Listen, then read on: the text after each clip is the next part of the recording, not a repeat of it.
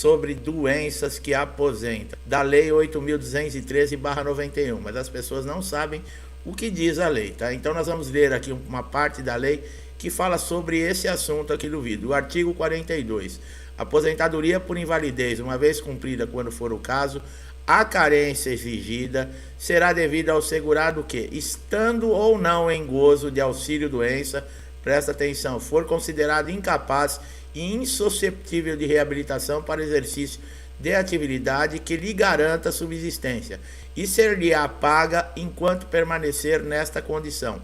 A concessão da aposentadoria por invalidez dependerá da verificação da condição de incapacidade mediante exame médico pericial a cargo da Previdência Social, podendo o segurado, às expressas, fazer-se acompanhar de um médico de sua confiança. Então, prestar atenção. Vocês viram que para participar da reabilitação profissional não é exigido carência, tá? E no caso da aposentadoria por invalidez, ela é concedida através de um exame médico pericial. Aqui no final ele diz, se você não confia no perito, por exemplo, do INSS, você pode se fazer acompanhar, no caso, no momento da perícia no INSS, com o médico da sua confiança. Agora, o perito deixa entrar outro médico dentro da sala? Não.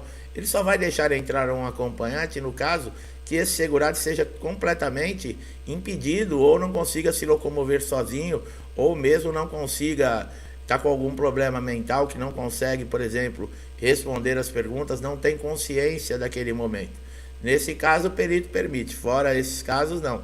Então, meu amigo, minha amiga, que estão chegando aqui pela primeira vez, é conteúdo muito atualizado, muito importante, de relevância de conhecimento de todos, porque hoje você pode não estar passando por esse tipo de problema, mas amanhã, se acontecer, você já vai ter o conhecimento, tá? Isso, a lei 8.213 que nós falamos aqui, ela é muito importante, é uma lei muito longa, não dá para ler tudo, tá? Mas ela protege o segurado, ela fala dos direitos do segurado. Se você quiser fazer uma pesquisa aí pela internet, lei 8.213/91.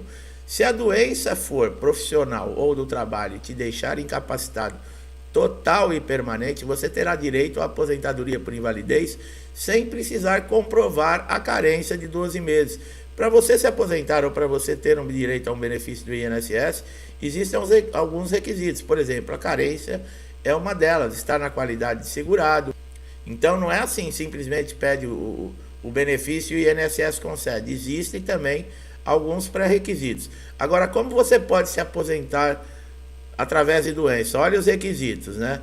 A carência de 12 meses, a contribuição para o INSS no momento que a doença que incapacita você, isso quer dizer aquilo lá, você não pode ter ingressado no regime geral de previdência, por exemplo, você começou a trabalhar, ganhar o seu primeiro salário e você já era doente e pedir a aposentadoria por invalidez, por doença do trabalho. Não pode ser feito assim, tá?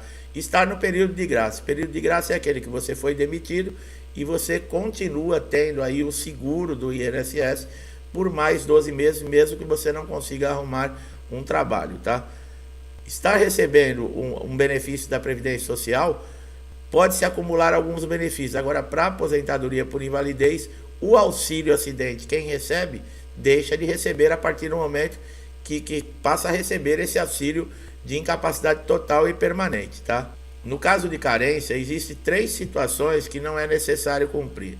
Por exemplo, no caso de um acidente ou doença no emprego, como nós falamos, quando é afetado por uma doença grave, irreversível e incapacitante, listado, por exemplo, na Previdência e no Ministério da Saúde, que são algumas doenças que nós vamos citar aqui, tá? E a doença for irreversível e incapacitante sem cura, independente de carência, concessão do auxílio-doença, aposentadoria por invalidez, após você estar filiado à Previdência Social, você tem direito a se aposentar se você for acometido de alguma dessas doenças. Por exemplo, a doença de Parkinson, a tuberculose ativa, a alienação mental, a cegueira, a hepatopatia grave, a síndrome da deficiência imunológica, que é a AIDS, a esclerose múltipla, a hanseníase, a hepatopatia grave, a espondilioartrose anquilosante, o estado avançado de ostite deformante, né, que é a doença de Paget, a neoplausia grave, a cardiopatia grave e a contaminação por radiação com base em conclusão em perícia médica especializada. Essas doenças devem ser comprovadas sim, todas elas através de exames, de laudos, de relatórios. Você tem que levar toda uma papelada. É claro que não basta você chegar numa perícia alegando que é portador de alguma dessas doenças. Mas vocês viram que a lei garante para você. Em alguns casos, o perito ele não vai dar de cara, por exemplo, no INSS, a aposentadoria por invalidez, mesmo que você comprove que tem a doença. Ele vai dar uma canseirinha em você, ele vai te jogar no auxílio doença e vai dar períodos. Se você tem dúvidas, por exemplo, se caso for cessado o seu benefício de auxílio doença dentro, por exemplo, de um pente fino, dentro de uma convocação que houve aí para uma revisão, nós temos vídeo aqui no canal que mostramos todos os dispositivos que você pode reverter essa situação. Nós sempre falamos, você que é honesto, digno, que cumpre a lei, pagou as suas contribuições certinho para o INSS, não precisa se desesperar.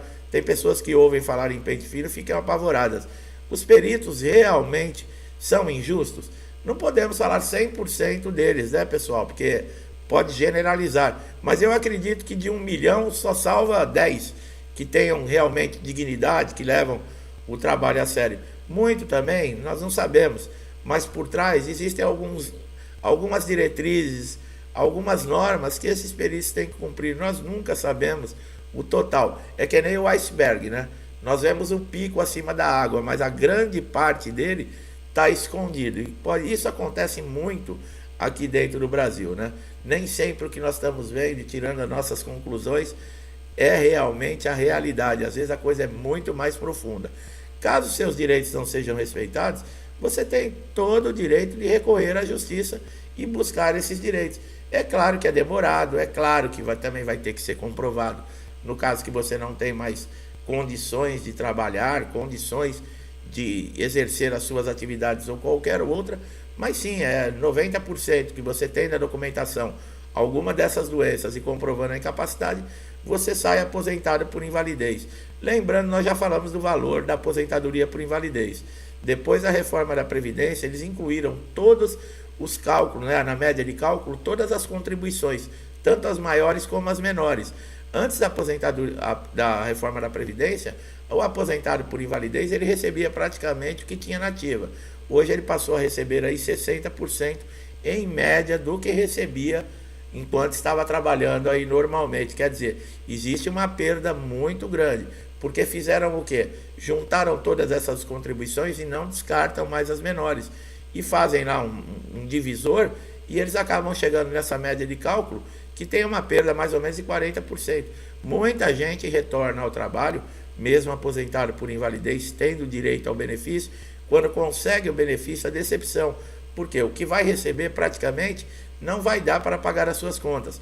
E o aposentado por invalidez, ele não pode sair procurando trabalho ou trabalhando, tá? Porque senão ele não é inválido, ele perde o benefício. Então muitos, mesmo doentes com algum problema, pedem alta ou pedem para sair do benefício alegando que já se recuperaram para retornar ao trabalho, porque com a perda que tem de 40% aí no valor do seu rendimento, muitas vezes não dá para sustentar a família.